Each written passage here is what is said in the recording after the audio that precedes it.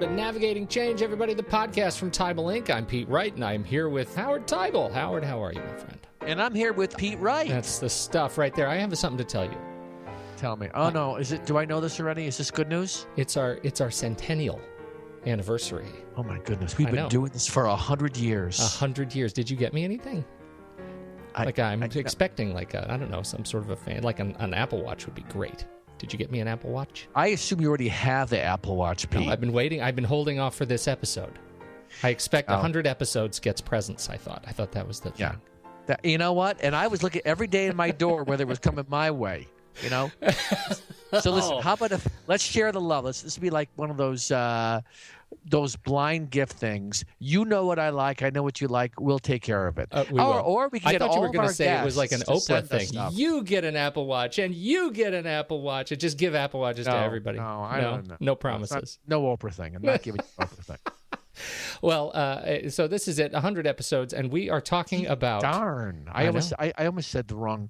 I gotta be careful. We're talking about the Jesuits. I'm additionally mindful whenever I'm around the Jesuits and the community about good behavior, good language, and that's a good thing for me because I can sometimes step out of line. But go ahead. What were you going to say? No, I was just going to tell you that. I imagine that is a really good that you need occasionally to hit conferences that raise your bar in terms of personal behavior. Before we get started, though, you can find out more about Navigating Change at TeibelInc.com, or you can subscribe to the show by email, iTunes, or your podcast app of choice, as well as find us on Twitter and LinkedIn. We'd love to hear from you. All of that at TeibelInc.com. Okay, back to the Jesuits.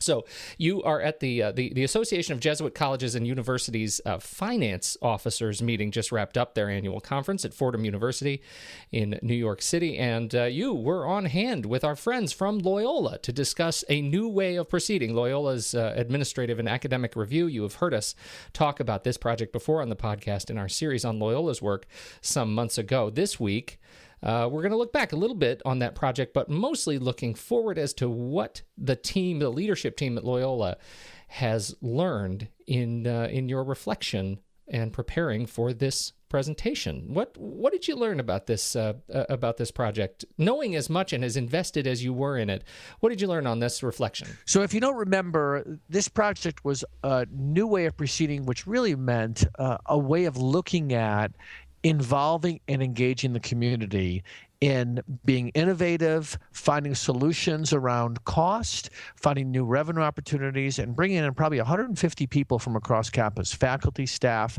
administrators, and even students to be part of that conversation. And at the Finance Officers Conference, which was a privilege to be at again, the last time I was there was in Seattle, I had the chance to talk with Randy Getzler and Terry. Unfortunately, Steve Fowle, who is on sabbatical, was not able to be there. But in terms of your question, what have they learned? I think that after this period of time, on some level, and there's no way to get around this, everyone's got back to their work. But I think the institution has teed up this idea that this is not over, that some of these ideas in the early stages, and they were able to realize, and Randy can talk about this, ways of finding $5 million in revenue, and they did make changes in their workforce. So it was absolutely a financial focus, but at the same time, it really was a cultural focus. It was saying, can we look at ourselves and make tough decisions? And in reflection after this period of time, I think that at least the two of them, and from other people I've spoken to at Loyola, I think they're very clear that this was a very positive exercise to practice stepping outside of our comfort zones. Okay, so what does that look like in terms of the financial success? That's sort of one side of the conversation, but in terms of the impact on the institution and the impact on, in particular, the Jesuit institution, how did that play? Well, what's interesting, there's two pieces of this because, one of the things I asked them to share was what were some of the ideas that moved forward. They created a new school for continuing ed. They increased their online presence for graduate programs. They created a mini-mester, short courses over the summer term. They did some tough things like looking at employee benefits, and they looked at the workforce, critical examination, and they did reduce their workforce by a certain number. That was something they had never done before. So that is that is an exercise for any institution that's tough. What makes it especially interesting and I think tougher, and I've done work with Jesuit schools since Boston College back in 2003 up until today with many Jesuit schools, and I love working with them because they are very much focused on what it means to take care of the whole person. So when I went to my first Jesuit retreat that I was leading with the president, they got up and they started with a reflection, and like you never see this happen, or rarely on any other institutions. But what makes it tough, Pete, is that because there is so much focus on taking care of the whole person, that when this project was framed, it really focused on this idea of these principles: manifesting the Jesuit focus on care for the whole person, carry out the work with integrity, openness, and transparency, engage each other respectfully and charitably. I mean, who would argue with that, right, Pete? Yeah, no one. I mean, that is wonderful.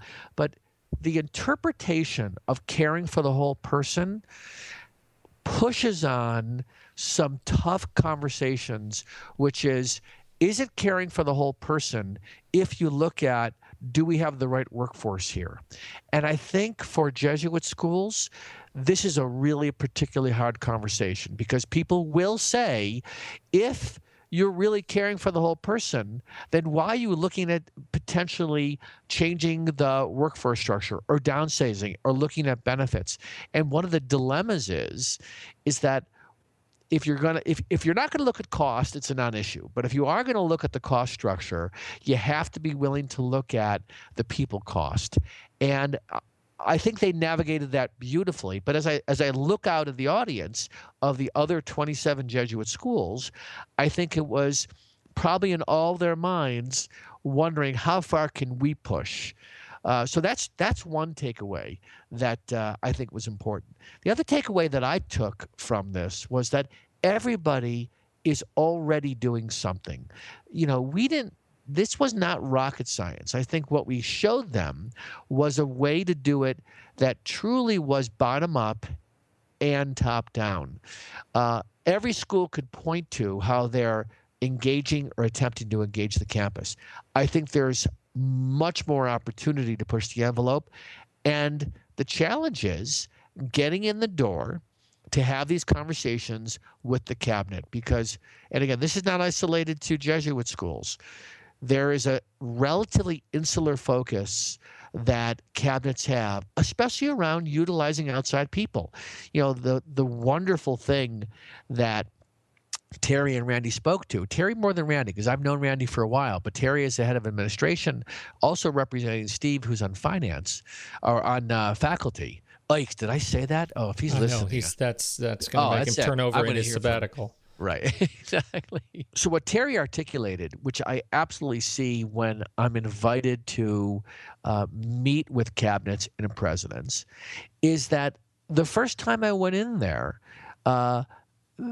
Loyola has a culture of not wanting to use consultants. And that, just the plain talk around that, I think everybody in the room would say that. Now, you have to use consultants for certain things conceivably, but he really pointed to the resistance on some level of the outside perspective. Now, I don't think that's what they'd say. I think what they're railing against is poor consulting, right? And there can be a history of a consultant coming in and having it be self-focused. It's like about me and what I want to get out of this and trying to stay attached for multiple years, and it's about my revenue. But what was interesting is that Terry pointed to that part of the thing to overcome was to be willing to open the door and let someone outside with a different perspective see what's going on.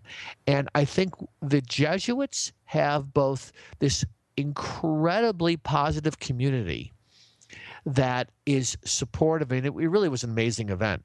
The president of Fordham spoke, and he was so inspiring right before one of the dinners. And even as a Jewish guy, I got to tell you, I'm loving it, I'm telling you. So they have this wonderful camaraderie, community, and they very much work with each other to the extent that they can to support each other's work. So one of the lessons for them is also to step outside their own community, because there's so much work happening outside of the Jesuit network that I think more and more finance, business officers, and even presidents would benefit getting exposed to. Now, there's obviously a time issue, but as I looked around the room and looked to see how many of these people I see, for example, at the National Association of College and University Business Officers, I see a handful, and I think there's a missed opportunity for some of them. So if any of them are listening, I'm hoping that they consider, well, maybe I should be looking in other areas for innovation or ways of approaching my work. Does this outside perspective, do you think that really gets to this idea around sort of fighting that resistance to change? You know, when you're focused, as you say, so much on taking care of the whole person, and there is that inherent conflict in the model of prioritizing institutional well-being versus against individual well-being. Is it the outside perspective that they sort of lean on to help move through some of these more difficult, I should say, philosophical quandaries? When you bring in somebody, whether it's a consultant or a leader from another institution, to take a look and see what you're doing, you can see things that you can't see. And, culture is a funny thing. The more I talk about culture, the more I realize that culture is something that you sort of look at in the rearview mirror. When you're in the middle of it, you're not really aware of it. And I painted a picture for them how both culture is the thing that we're most proud of, the way we graduate our students, the way our buildings and campus looks, the statues on our campuses, the way we've evolved our athletic programs in these beautiful facilities, the way we're taking care of students in the unique way we do it. At the same time, the culture is something that holds us back from thinking differently. More and more, I think the way to simply think about culture is think about tradition. And tradition is something that we really espouse. You go into any website of an institution, you can see what they consider to be their unique traits. At the same time, I think we get caught up in those, and it makes it hard to look at what we can do differently.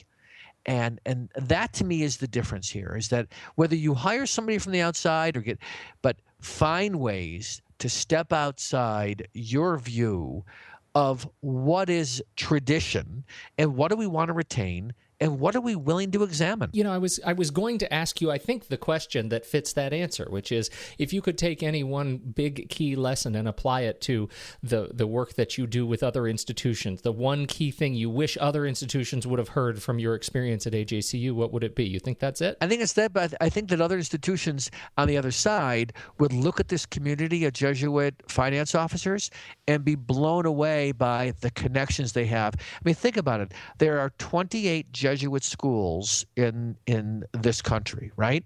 So that in itself creates a certain kind of bond that if you look at the publics or the privates of the liberal arts, you don't have that same opportunity. So I think that from the outside, you would see something that you would recognize as unique.